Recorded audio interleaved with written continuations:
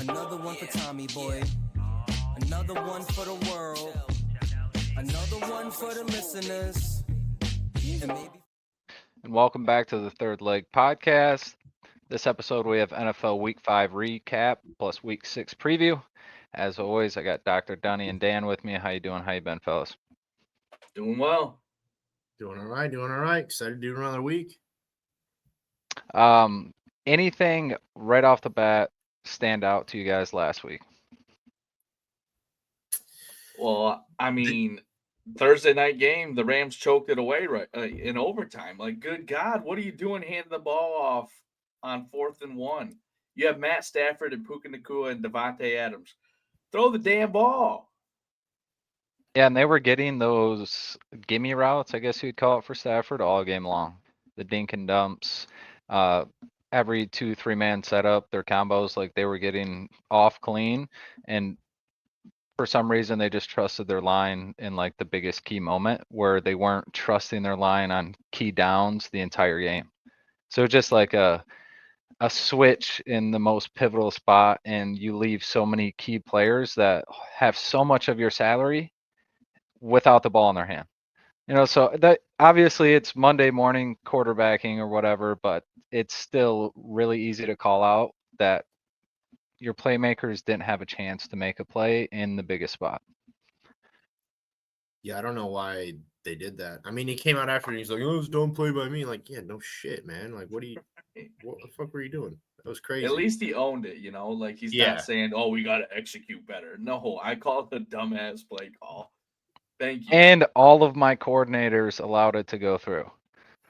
I'll take it, but we called it. Yeah.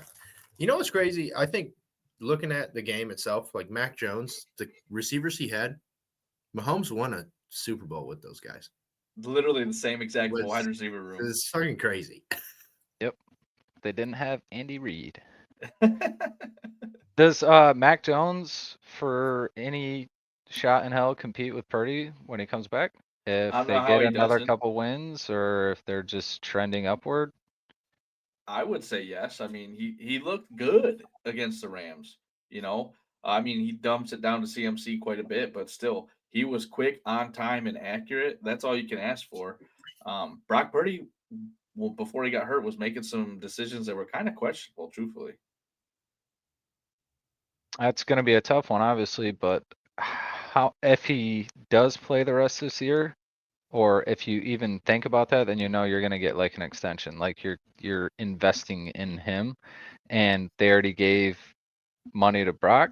So where does that leave you in that quarterback room? If you have room or any signs of being able to deal them, maybe you go with it. But I feel like for them, if they do it, that's like a big culture shift, fans, whatever. Like that's a big decision to be made for just like a couple games of Mac Jones. Yeah, I think I actually didn't mind Mac Jones on the Patriots, to be honest. Like, I think he just was dealt a shit hand. He did great in college. Again, he had a superstar coach, but at the Patriots, he did what he had to do. He did as good as he could have with what he was dealt. And I think, I'm not a Brock Purdy fan, so I think giving him an opportunity is well within the realm of things that should happen. But I guess we'll see how it plays out. Yeah, I feel like at this point, you don't think you have a superstar at quarterback. Obviously, you paid Brock Purdy like he's going to be a superstar, but I mean, looking at what he's done, how can you think that? And you kind of got to ride the hot hand. That's the way the NFL goes sometimes, who's getting you wins, and ride the hot hand as long as you can. For sure. And whoever is at quarterback, their job's going to be the same. Don't turn the ball over, get it to CMC, or you're going to have a couple shots downfield that you're going to have to capitalize on. But for most of the time, they're going to be simple 1-2 routes, and we're going to run the ball 26 times. I'm surprised we haven't seen more from the 49ers as far as like Brian Robinson in the backfield and CMC split out receiver-wise. Like, Robinson was great on the Commanders. I think the Commanders wish they probably had him back now with all the injuries they've had, but like, he's a solid running back that he just doesn't get opportunities. And, the 49ers offense, it doesn't really matter who your running back is. They're going to produce.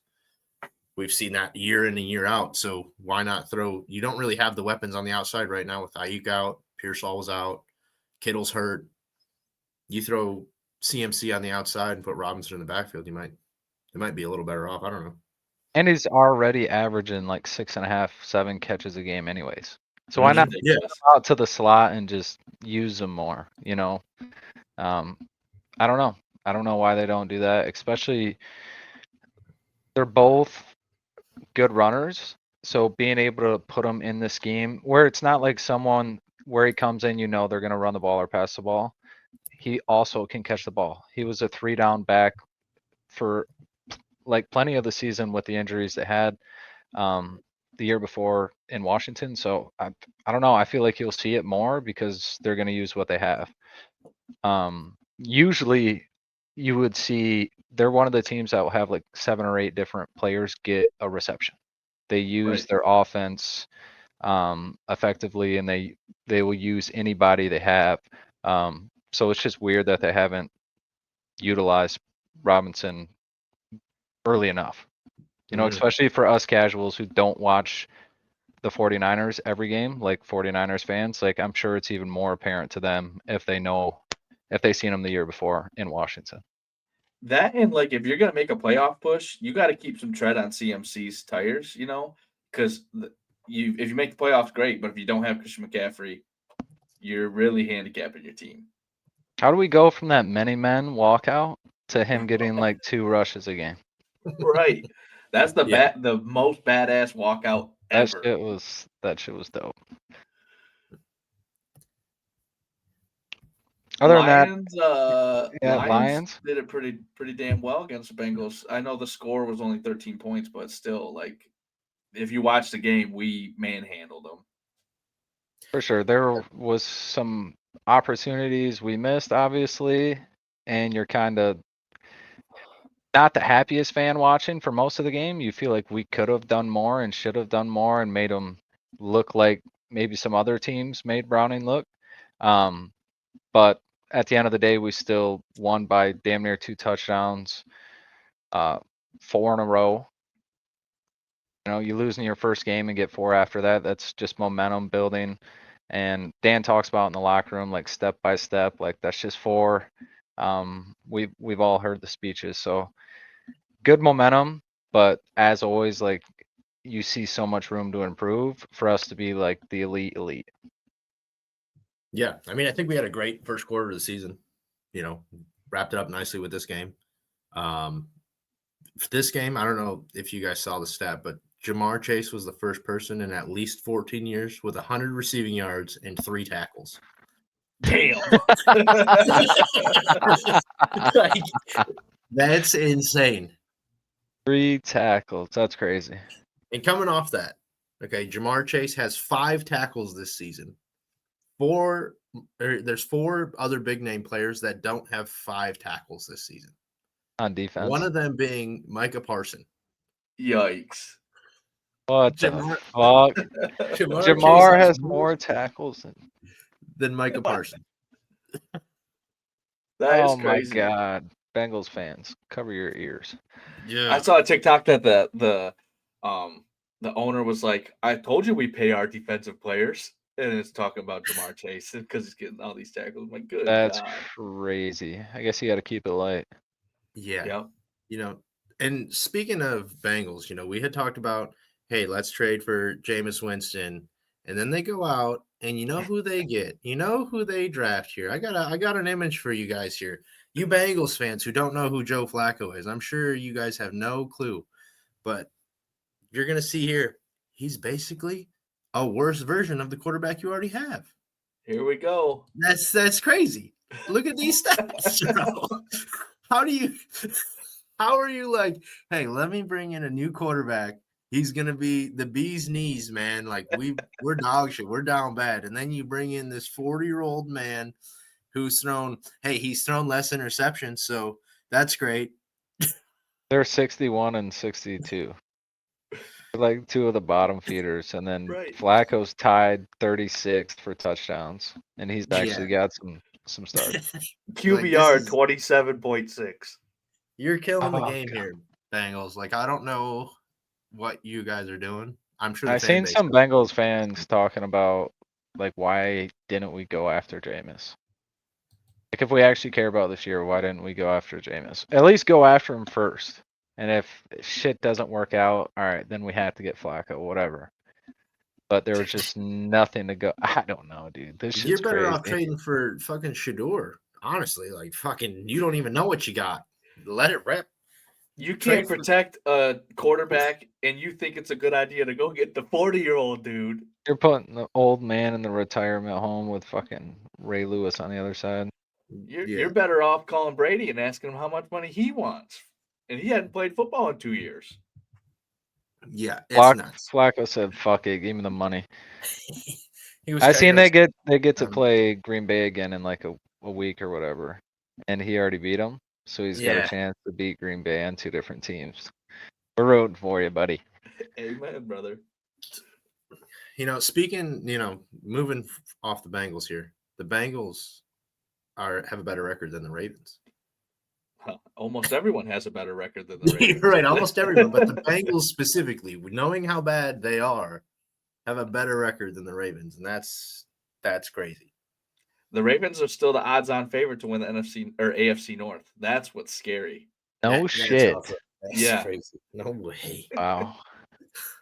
Yep. Even with Flacco, huh? Yep. Crazy. Like, he was going to boost their odds. We talked about Terrion Arnold last week. He's out, obviously, with the injury.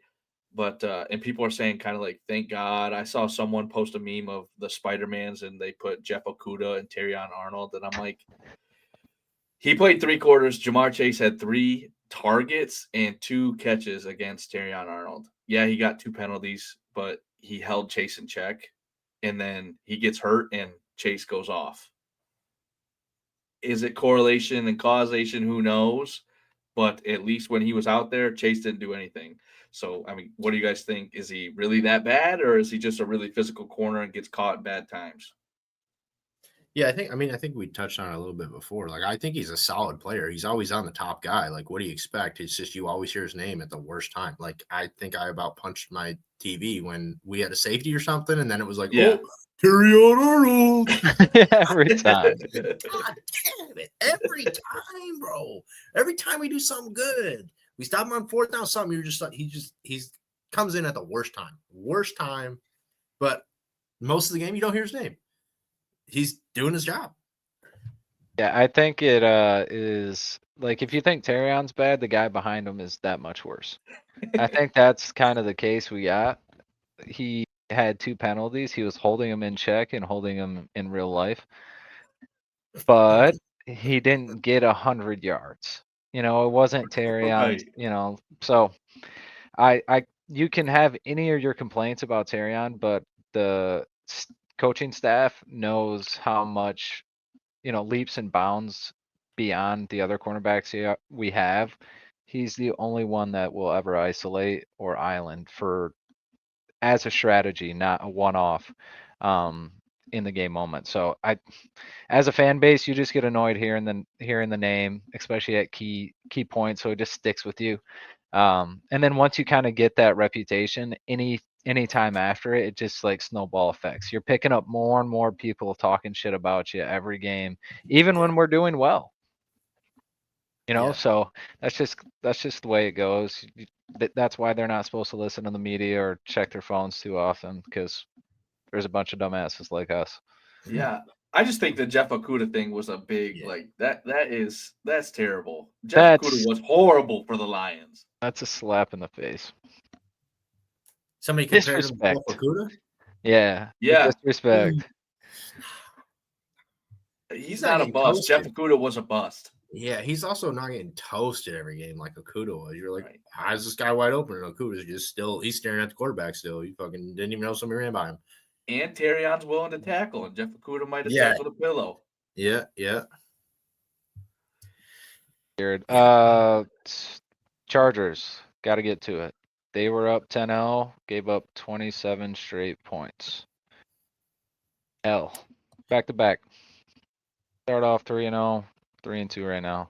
Looked good, looked great, especially week 1 beating Kansas City. Fast forward 2 more weeks, we're in a spot. 2-3 weeks, we're in a spot where we're questioning what's going on. And you know what? For all those Charger fans last week that were commenting on our TikTok about how, oh, we have so many people out and we were, we didn't blow the game. It's not on us, blah, blah, blah. At what point do you have to say, you know what?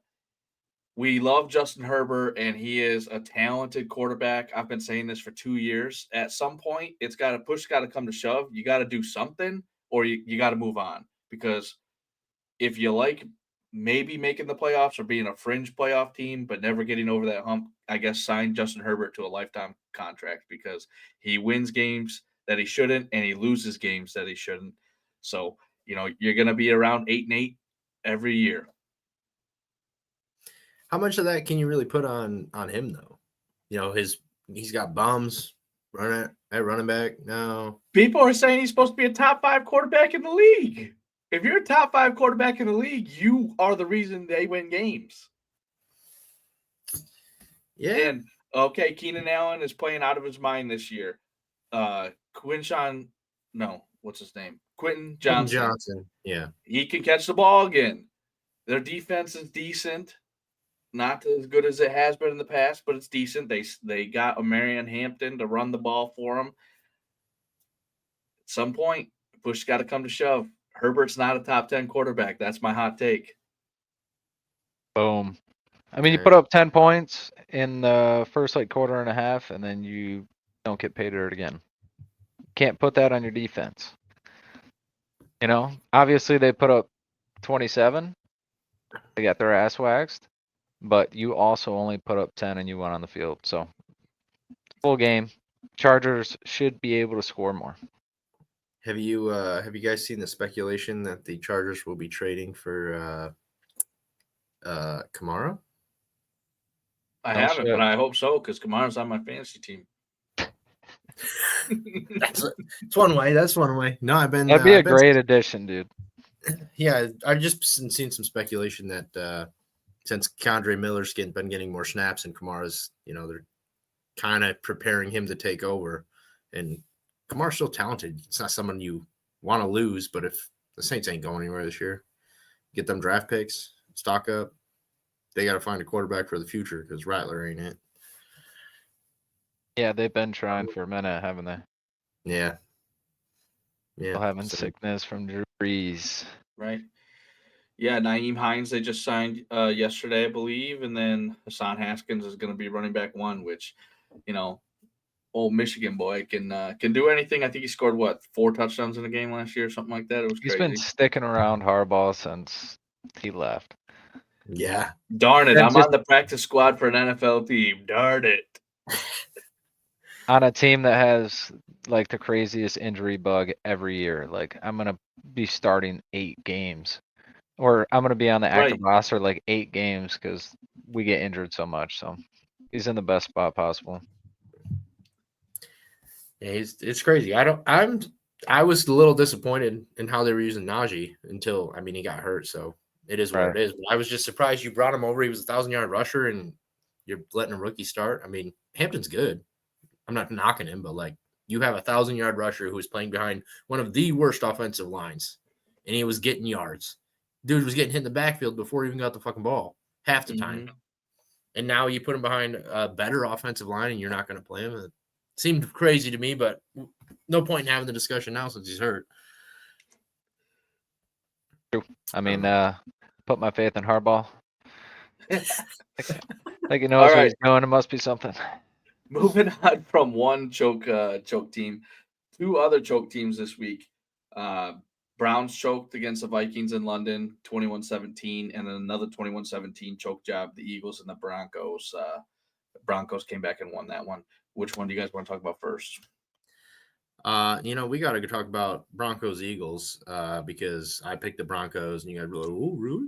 Yeah, Eagles suck. I got it. All right, trivia question now since we're on the Eagles. There are 3 teams that have played 4 games. Most NFL teams have played 5. The Eagles have played 5 games. There's 3 teams that have played 4 games that have more offensive yards than the Eagles.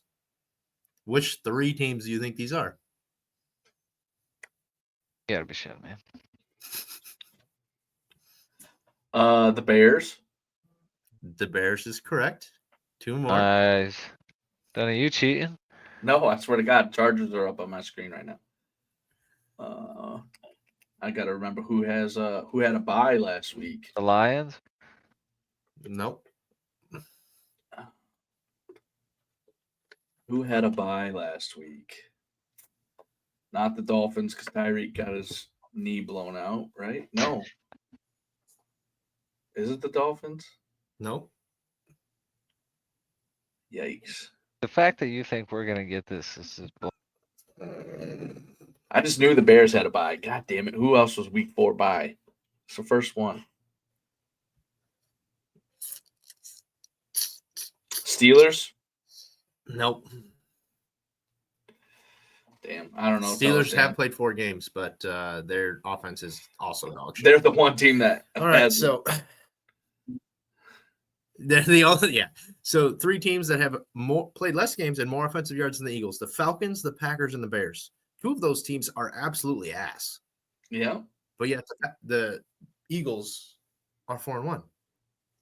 Also, another fun fact: the Eagles have 1,360 punt yards. They have 1,370 offensive yards. 10 more offensive yards than punt yards.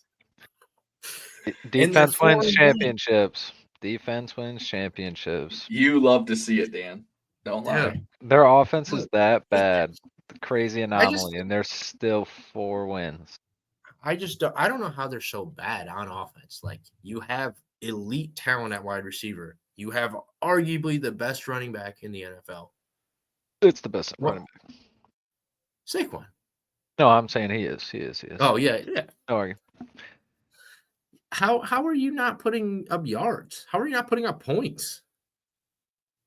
I don't know, dude. I have no clue. It's crazy, man. I don't get Could it be that they've had a pretty tough schedule so far this year?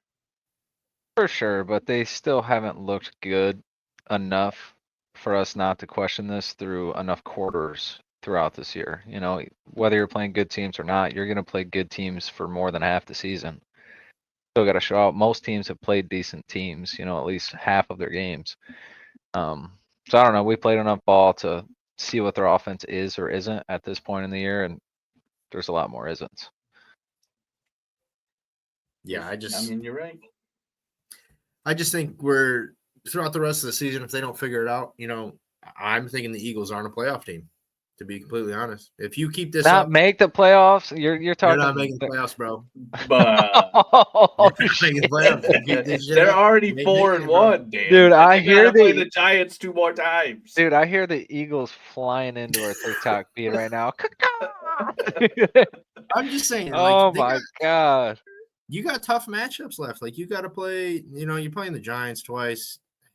Looking at your division, yeah, Nice you play some ones. shitters, bro. It is what it is. But you got a lot of tough team. You got to play Washington twice at the end of the season, Bills, Lions, Packers. Could we just say they're a Vikings, I first mean- round loss? I mean, maybe they're a first long loss, but I'm thinking if they don't figure it out, they're not making the playoffs. You heard it here first. I love Don't- you. Don't listen, Eagles fans.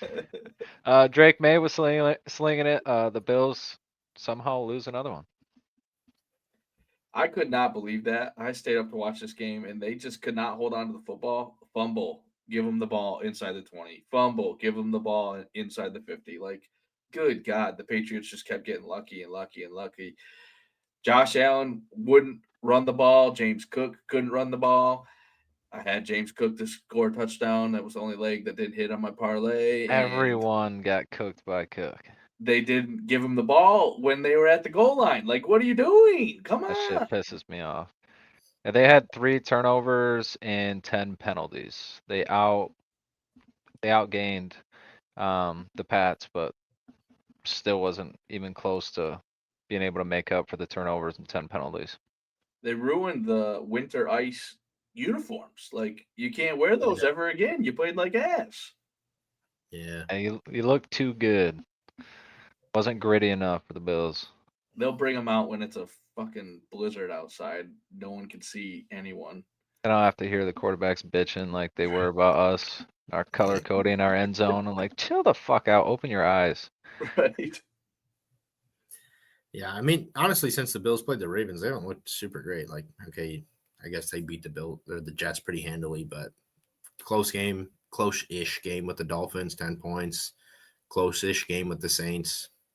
It's not what you want to see after you played a tough game against the Ravens, but now that you look at the Ravens, you're like 1-4, not so good. The stat on teams that's made the playoffs after going 1-4. Like, what are their chances of making the playoffs? Find it for us, Dan. Or is it I'll just look it up. forget about it? They got spanked this week. The Texans offense finally got it clicking a little bit. 44 points against the Ravens. Their defense, Dan's been saying it for weeks, is ass. I'm just surprised they didn't give the ball to Derrick Henry and just say, "Hey, we need you to carry us to at least keep the game close." I think at one point he had like 6 rushes for 8 yards. Like, how the hell is that happening? Last 3 weeks, it's kind of felt like that, and even a game or two while they had Lamar, he was still barely toting the rock. I think it has to do with up front. Can't control it. You're not going to even waste the play. Which is weird to say for a hardball team, but through 5 weeks, they Pretty haven't made evident. yeah, and the film I'm sure shows it where there's just nothing there, and it's their linemen getting their ass beat. Because they should be able to control everything up front, and then play action is what works for them. That's just their whole system, even with Lamar. That's where even RPO shit opens up, where you get people creeping into the box and can't.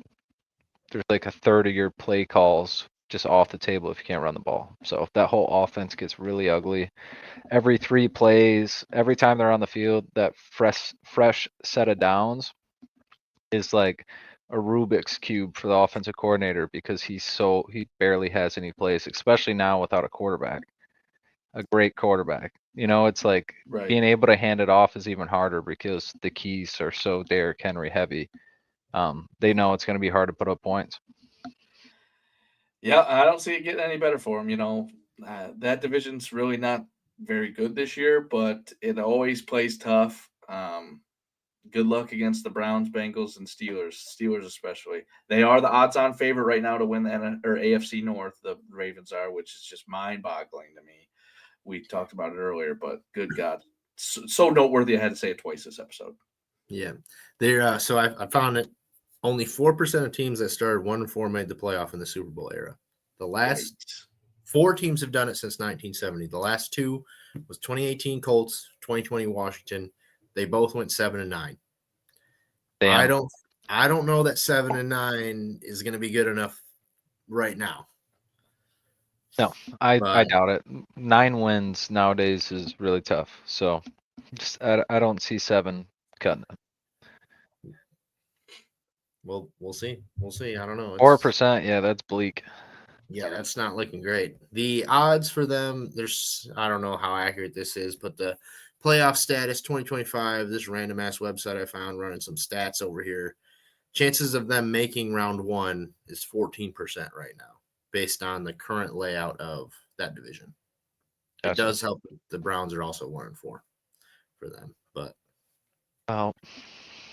another upset. What did you say? I was just saying, being in that soft division might play in their favor this year. They might get lucky, and that 4% all odds compared to 14% this year, like that's the give for that shitty division. 10%. Yeah, still tough, but we'll give you 10. They're the 6th ranked Super Bowl odds. Yeah, that's dumb. Like, if you want to bet on the Ravens for the Super Bowl, just send it to me. Just call me. I'll fill that bet for you. Got to hammer the under then. There's got to be a not make the playoffs bet, right? Right. Yeah, right here to miss playoffs. Ravens plus 122. That's Not not bad. bad. Joe Plus Burrow come money for a back. 1-4. I mean, they just said they got a 4% or a 14%. Give or take 10%, I'll still take the 14% as the degen I am. For plus money? Thank you. Shit. It does get Uh, easier for him this week, that's for sure. yeah, another unlikely, maybe not so unlikely, but the Jags getting it done against the Chiefs. If I recall, I think I said Jaguars money line, and you guys were like, "Oh, Hey, I don't this guy remember that. knows ball. This guy knows ball." Dan knows ball. Attaboy, Dan. Attaboy. We'll give Hey, it to It him. only took Sunshine there falling twice, tripping over his own 2 feet 6 times, and then he just runs into the end zone to win us that game. But That I could not believe that. the pick six was kind of crazy. Did you see the like slow mo? Maybe not slow mo, but like the actual route tree they ran on that. no, I didn't. It was that the first route they threw a pick to was a slant, and then they had Kelsey on wide receiver 3. Um, he did like a 2-yard in, and then he came back as a second slant. So that first slant was supposed to pull everyone, and it's wide open. And you know that's exactly what the play. Like there would be no reason for Kelsey to run underneath that one slant. The protection was clean. Like he just got to ante. Pat, he's seen like the first receiver and I was like, no, we got it. And the fucking linebacker was right there. And if you look at it again, Kelsey has nobody near him. Like the play call was fucking perfect. That setup. And now they're gonna have to, like, they already showed their hand. You know, it's like one of Right. those fucking great plays that you just had to burn because you just wasted it. And you threw a pick six on it. You know, it's like we fucking called it. Like it was a great scheme, great timing, perfect situation, and then just bad read and bad throw by one of the best quarterbacks. Hey, it scored a touchdown. Unfortunately, just for the wrong team. Facts. Yeah, I put it in my notes. Chiefs suck. That's all I have to say. You think they Uh, turn it around? Did their offense just look slow, sluggish, not on brand? Is that what you guys are picking up too? Yeah, I mean, and I think they get another weapon back, not this week, but next week. Rashi Rice is going to be back for him in week 7, and that's going to unlock just another level of that offense. You saw it looks different now with Xavier Worthy than it did 3 weeks ago. I'm hard to believe that they can't run the football a little bit more consistently. Like they have been reliant on Pat Mahomes to give him some rush yards and scramble for his life versus being able to turn around and give the ball to the kid who runs the ball like his hair is on fire, Isaiah Pacheco, or Kareem Hunt, who also runs the like. You have 2 decent backs, run them a little bit more. I hate how they don't put Pacheco in anywhere in the red zone. He runs like a starving dog the Right. whole way down the field, and he's the most like amped up person. And then as soon as they cross that like 25-yard line, it's Hunt the whole way. And like Pacheco just gives you so much more. It'd be like only having Monty in after the 20-yard line and not throwing Gibbs in. It's like, well, Gibbs has so much more out of the backfield being able to run a route, especially being able to diagnose any kind of man and then being able to get him against a backer. Mm-hmm. So it's just like, I don't know. It's weird for me to see Andy Reid do that because he's so creative usually. It just seems like they're just running between the tackles with Hunt and then Pacheco brings them down the field. You know, it just seems weird. I mean, I agree with you. I have just been mind boggled by the whole running back situation. If you took Isaiah Pacheco to be a running back for you in fantasy, you're very frustrated because he's just not getting anything. Um, but hey, the Chiefs are going to be there. They're 2-3 now. The best in their division's 3-2. They've got some pretty easy opponents coming up for them too. So I feel like they're going to make the playoffs again, even though they started pretty bad so far this year. Yeah, I think going back, I had high hopes for the Chargers this year, and the door was there for them to take it, and they're just not. Raiders suck. So they're not going to try for it. Who else is there? They got Broncos in their division too, right? Yeah. I mean, that's really the competition. That defense on the Broncos is stellar. If Bo Nix can play consistent and not turn the ball over, I think Broncos take that division, even in the current state of the Chiefs. I'd put my money on the Broncos, but beginning of the year, I would have went Chargers, Broncos, then Chiefs after week 1. But I think I'm going to have to swap Chiefs, Chargers right now, see how it pans out. Yeah, even with what we were talking about, the Chiefs looking more sluggish and maybe not like themselves, they're missing a couple key pieces, working them in. They still look better than the Chargers. Yeah. Right. Offensively, at least, and they're even, I think Broncos, like you were saying, I think they're the most complete team with the third best quarterback. So everywhere else but the quarterback position is all theirs. I think if you put one of those two quarterbacks on the Broncos, they would be the outright favorite to win it all. Because they have to compete in this division with other juggernauts, or teams that are looking and supposed to compete this year, and get to that AFC Championship. I just think the Broncos are the more complete team, but the other two teams have potential to get hot and lean on that quarterback when you need them in the playoffs or in those late games. So I wholeheartedly agree with you. The I guess the odds for the AFC West right now: Chargers plus 150, Chiefs plus 185, Broncos plus 210. So kind of exactly what we're talking about. Obviously, the Chargers have the one game up on the Chiefs because they beat them week 1. But I think it's too early to count Andy Reid out.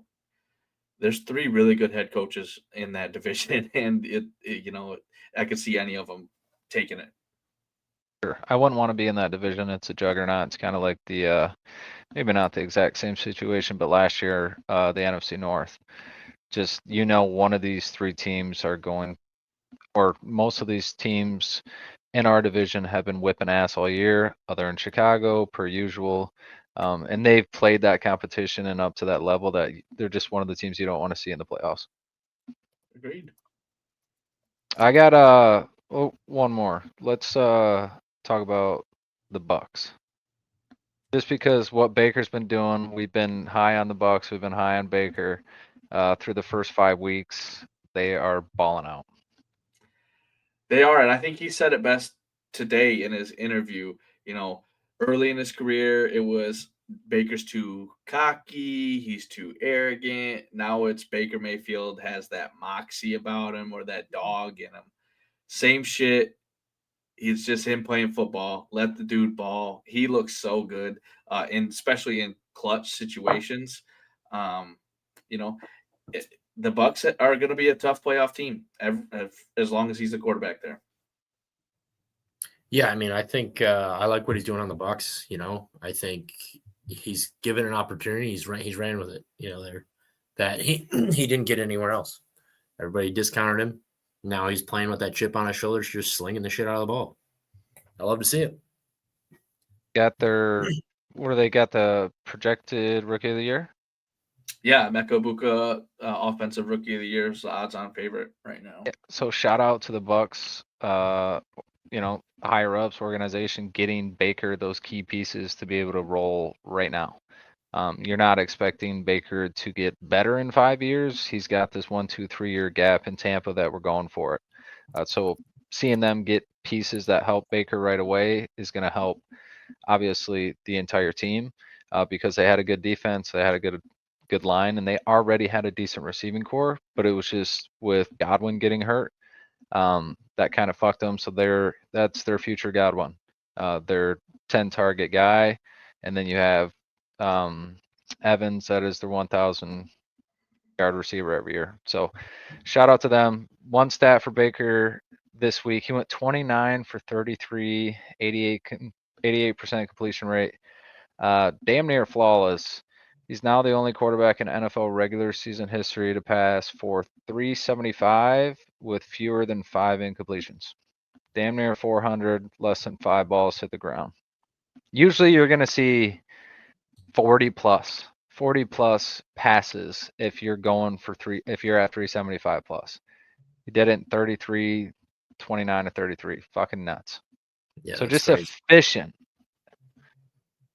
Just taking care of business out there. Yeah. I was saying. For sure. And all these, like the last few weeks, they're all super close games. They're all last drive this week. They got an interception on the last drive to kind of cap it, but they still had to go down and score before that. So it's not, these are 5, 6, 7, 8 of these passes are in the clutch time. So he's only thrown it 30 times. About 5 to 10 of them are in crucial situations, and he's still at an 88% clip. And like you're talking about the receiving core that they have now assembled, they've not all three played together yet. And that's, I think, maybe the scariest part of this offense is Bucky Irving hasn't really gotten quite going yet when he gets clicking because he can run the ball a little bit.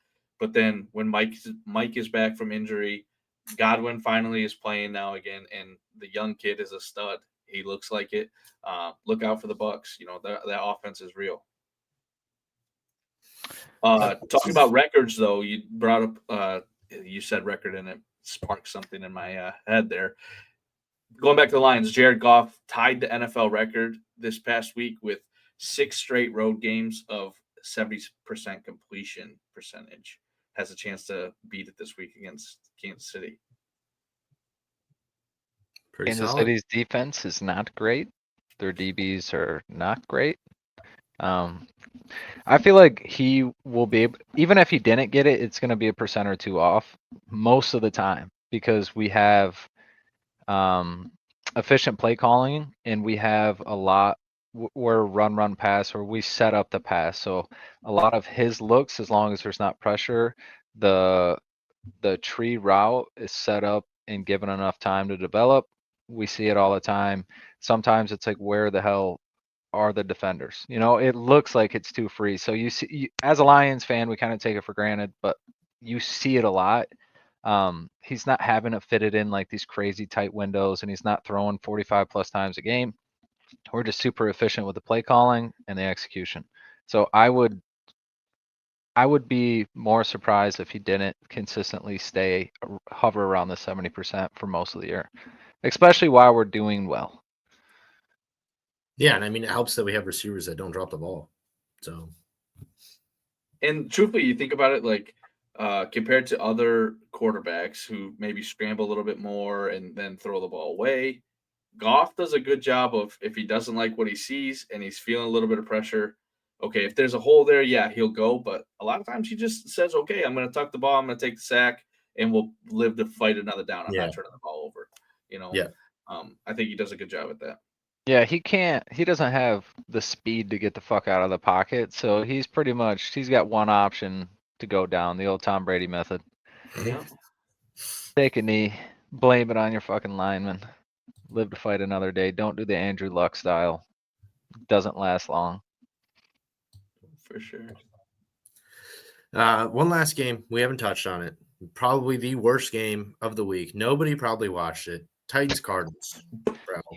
Oh Cardinals my God! That game like 4 different times, and I didn't watch the game. I haven't looked at the play, but the screenshot of Kyler Murray looking like he got blasted by 100-mile-an-hour snap is so funny to me. I don't know if you guys looked at it. He just looks like he just got domed, and I'm like, how fast did that motherfucker snap the ball? There's no shot that even happened. Like this Looney Tune fucking character ass motherfucker in the backfield.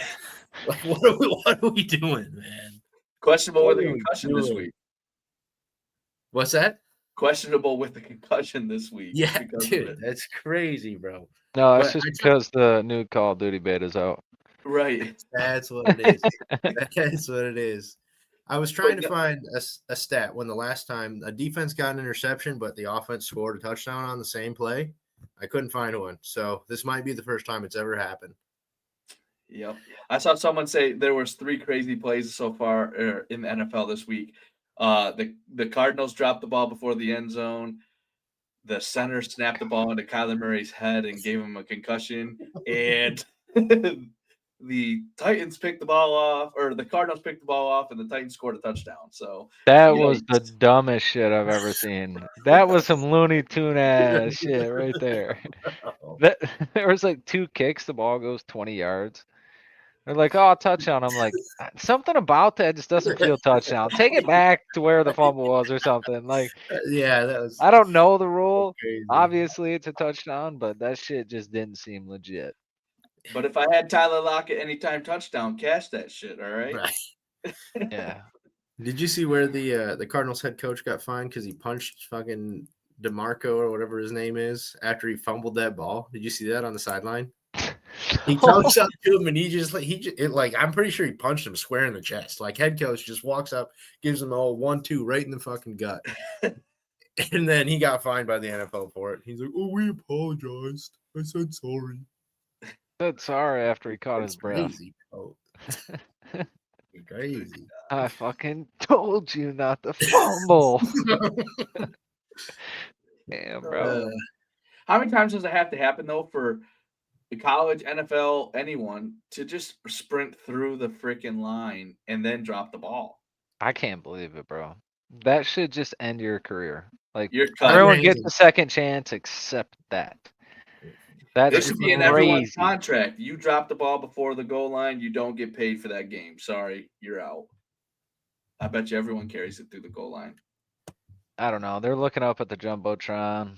They're thinking about who fucking knows what. Right. And they just drop the ball. I'm like, dude, I don't know. The fact that they slow down too. It's like they don't sprint through, they slow down and drop it.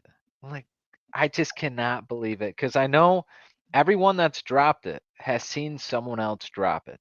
Right. Someone else has had, every person has seen it. I know you watch ESPN for long enough. Plenty of years to be able to see or remember them specifically. And the fact that you do it at the professional level is just insane. Yeah, it's not the first time it's happened. I wish I never see it again. It's got to be the last time. It makes me want to throw up. Like when they do the instant replay and the moment you see it right before the goal line, you're like, oh my God. You just feel bad for the guy or the kid or whoever it is. You're like, you're not going to live that down. Do not look at your phone for at least a week, buddy. The Colts only lost this year because that kid also did it. Like it just happened last week or 2 weeks ago, whatever that was. Like, come on. That's embarrassing. Whatever, man.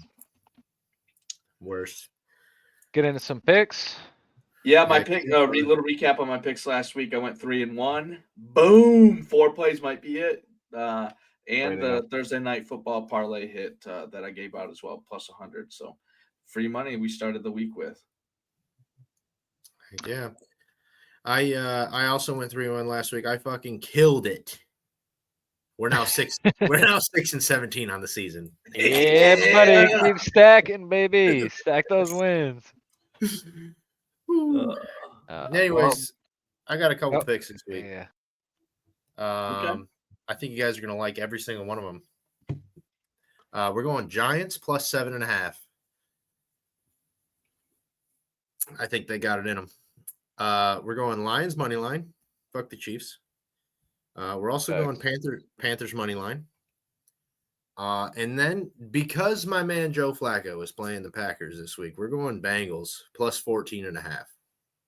Love it. I want to take a money line and hope he gets the biggest Lions fan hug ever for this win. But we're gonna play it soft. Bengals plus 14.5. I like it. I have 4 plays this week. I also got the 14.5 for the Bengals. In quotations, it says Flacco game. I got Broncos minus 6.5 versus the Jets. I just like the better team, no matter where it's at. Give me a neutral. 6.5. I think the Broncos, we already touched on it. They have a great running game. Lockdown defenders, and the receiving core has only gotten better and better as Bo Nix has been developing. I think the more they mesh, the more they play, they're just going to get better and better. And especially having that good offensive line and J.K. Dobbins as a great running back kind of helps ease that weight off of Bo Nix's shoulders and kind of lets them open up. I think they're in a good spot versus the Jets, who have been playing shit all year, to be able to see where they're at. Then I got Pats -3.5 versus the Saints. I just hate the Saints. The Pats are probably not in the best spot to buy coming off that win, buying high. But again, I think the Saints are really that bad. I think the Patriots defense will be able to create turnovers against the Saints, and they just won't be able to put up enough points. So 3.5 there. If you feel soft, take 2.5. And then the Lions +2.5 or the money line. Or maybe -6.5, who knows? Just sprinkle whatever the fuck you want on the Lions. As always, we're homers. But this week, I just don't see. I mean, I know I get why, but I just don't see how we're 3-point dogs. Maybe a +1, +1.5, but 3 points is a little weird for me. So I'm gonna take the Lions. I mean, the old saying is, right, like if it's a under 3 spread, it's just a pick 'em and they're giving the points to whoever the home team is, right? Like 50-50, you don't know what's going to happen. Their offense has looked really good. Their offenses look really bad. Their defense doesn't look as good as it typically is. So we'll see. Can we pressure Pat Mahomes? I think. Can we do what we did to Lamar Jackson to Pat Mahomes? If we do that, then I think we got a shot. I've got 5 plays because I'm a homer. I had to throw the 5th one on there. Lions money line is number 5 for me. But a lot of what you guys already said. Broncos -6.5 against the Jets. Their defense is stout. They both traveled to London very early, so you can't take the old whoever gets there first is going to win the game kind of thing. But Justin Fields is going to struggle. If you can contain him, their offense is going to be real stagnant. Seahawks money line. They are playing against the Jaguars. Jaguars are coming off a huge, super big, high emotional win against the Chiefs on a short week to turn around. I think the Seahawks get it done. Panthers +3.5. Dan already covered it. He likes the money line. I do think that they'll cover against the Cowboys. I will sprinkle a little bit on the money line as well. Bryce Young's a different beast when he's at home, and if they can, frustrate Dak, look out. Tampa Bay -2.5 against 49ers at home this week. Baker Mayfield is that dude, and until he shows me he's not going to win a game by more than a field goal, I will have to, just keep riding him while he's hot. Plus, they don't know who's starting for him at quarterback. Are the receivers going to be back? Are they going to be one-dimensional? If you can take away their short passing game, they really don't have a deep passing game, the 49ers. So look for Tampa Bay to cover 2.5. Lions money line, already talked about it. I think we can dominate the Chiefs. So let's see. I like it a lot. Fun Thursday night, fun parlay, +102 for you. Saquon, 60 yards rushing. Devontae Smith, 25 yards receiving. A.J. Brown, 30 yards receiving. And then Hurts or Saquon to score a touchdown. That's a bet that I think you can only get on FanDuel, which is kind of nice. +102 right now. They just had like a players-only star meeting. What that means, God only knows. But typically teams kind of turn it around a little bit after that players-only meeting. So either the Eagles get it going this week or they don't get it going at all. I like the Stars to get involved in a hurry and to handle the Giants pretty easily. Oh yeah. Hell yeah, brother. We got some NHL action going into it, unless we got anything else in the NFL. Sir. All right. We got a huge slate. The NHL kicked off yesterday. Tomorrow, Thursday, October 9th, we got 14 matchups. Damn. Hockey season is back in action, full swing. So I hope you guys are excited. I can't wait to actually talk some game here, Yeah, how's that October over doing? We're trying. Right now we're yesterday, first day, 0 for 3. Today, right now we've got one. We got one winner, one loser. So right now we're 1 and 4 on the overs. We're tracking. we're tracking. I'm also, just to clarify, I'm only taking the overs at 5.5. If it says 6.5, I ain't touching that shit. 5.5 Okay. only. 4.5 over. 5.5 over. 6.5, don't like that. So All if right. it's 5.5, I'm tracking it. I'll keep you posted. But so Perfect. far, looks like we don't play it. But we'll keep it up the whole month. That's why we see where track we it. go. It's Why we one track day. it. It's only 5 games, Dan. Don't give up on it yet. I'm not giving up Don't on lose it. but hope. I'm a goals guy. I like goals. I like points.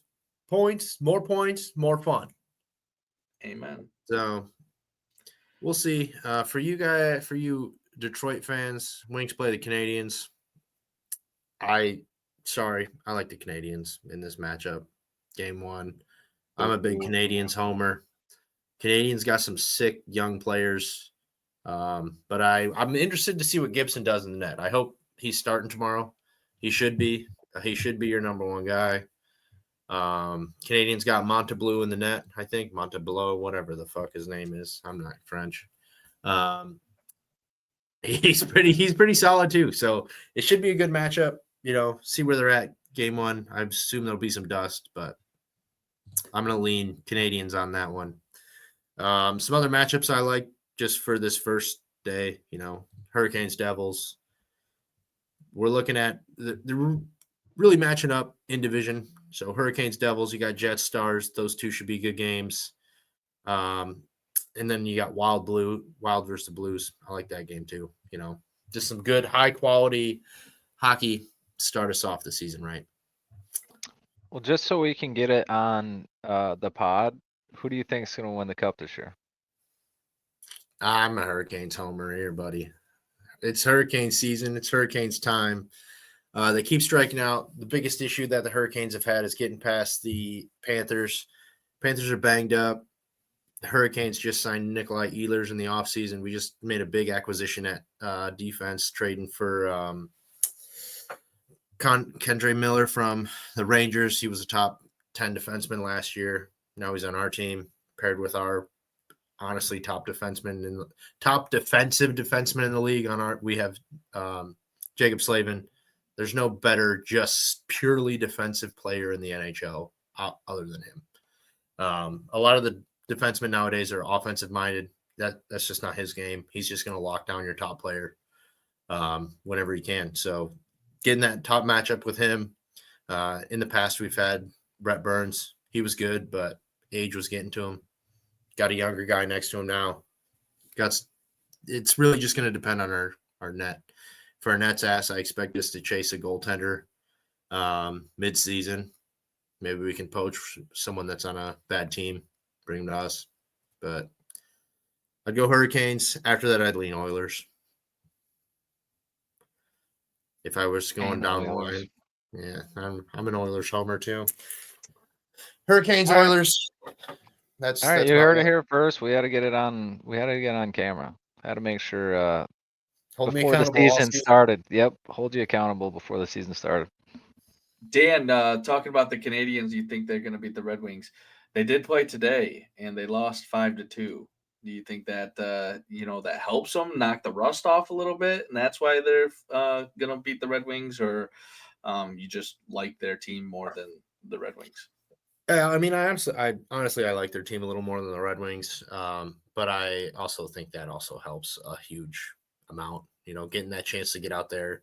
The game was pretty tight midway through. I was checking it before we kicked off here, so it was 2-2 for most of the second period. Then ended up losing 5-2 to the Maple Leafs. I'm interested to see how the Maple Leafs play out there. I don't even know what team I could compare them to. Whatever team makes the playoffs and then has an absolute choke, they just shit their pants in front of the whole world every season. They're slinging, they're beating the shit out of teams. Playoff season comes, just fucking piss themselves, man. They just love sitting in warm piss. That fan base is so miserable. I don't know. They fired their head coach. They just lost one of their top players. I haven't looked at their roster much after they lost one of their top players, so I don't know much about them this year other than they have Matthews. He's top 5 player in the NHL. Outside of that, Nylander's also up there, top 10. Outside of those two, they're expecting some guys that have been out on their team for a while to step up. We'll see if they do. Go from there. But big team, you want to bet against a team to piss themselves, make the playoffs but piss their pants? Lock them in right now. Maple Leafs all day. All right. If they do make the playoffs, I will remember that. I mean, they most likely will. They got a soft division on their side in the Atlantic, but we'll see. We'll see what happens. I got a couple picks for you guys.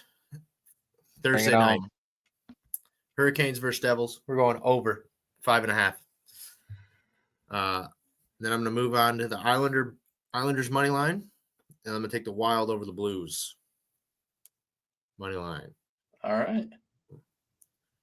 And I've also got a little parlay. I like to run some NHL parlays, strictly shots on goal. Might sprinkle some goal parlays later in the season once I get a feel for who's dog shit in the net and who's not, who's who in the net. Got to feel it out. But we're doing a shot on goal parlay. It's plus 479. Nothing too crazy. Seth Jarvis from the Hurricanes, over 2.5. Jordan Kyrou from the Blues, over 2.5. And Matthew Barzal from the Islanders, over 2.5. That's shots on goals. Lock them in. Is one of those same game matchup? Or no, those are all different games. Okay. All different games. So. DraftKings is throwing a lot of same game parlay boosts out for the NHL, and it's like, wish I knew more. Gotta lean on Dan. Yeah, I mean, honestly, NHL is, you'll notice there's a wide variety between books. There's just so much variability in the game. I mean, the biggest thing is who's in net. You can look into more advanced statistics on like who's in net versus how often is a team in the paint versus not. Who's better. There's some goalies that just suck. If you got good defensemen that can shoot the puck, they just can't defend from someone shooting from the blue line. There's some goalies who just suck at anybody who plays up close in their face. You can get into that, dive into that, find you some stats. I'll find some later for us. Don't you worry. Beautiful. But right now, got to start soft. Season goes. Got to watch me some games, see how teams are playing, see which lines are going together, and I'll get us some good moves. Don't you worry. Hey, I'm more than willing to build my degenerate, portfolio. My degenerate portfolio here. I'll add on to my investing strategy. Yep. Before we get going too far, though, all Michigan parlay, we might as well talk about it and get it on this episode because the Red Wings are part of it. With the Red Wings starting, you got to take all 5 Michigan teams this week, plus 1778. Red Wings to beat the Canadians, Tigers to win Game 5. We'll probably talk about it in the next episode because it's coming out Friday. Sparty to beat UCLA, Wolverines to beat USC. And Lions to take us home on Sunday night, plus 1778. That'll be a great end to the weekend. What a cap that would be if the Lions win and hit that parlay against the Chiefs to cash the parlay. I'm calling in. Not coming to work tomorrow. PTO. Yeah. Oh yeah. We got anything else, boys? Wrapping in on an hour. I think that's good. I think I'm all set. Alrighty, well that'll do it from us with the NFL. We will see you guys next week. Beautiful. Peace. Another one for Tommy boy. Another one for the world. Another one for the listeners. And maybe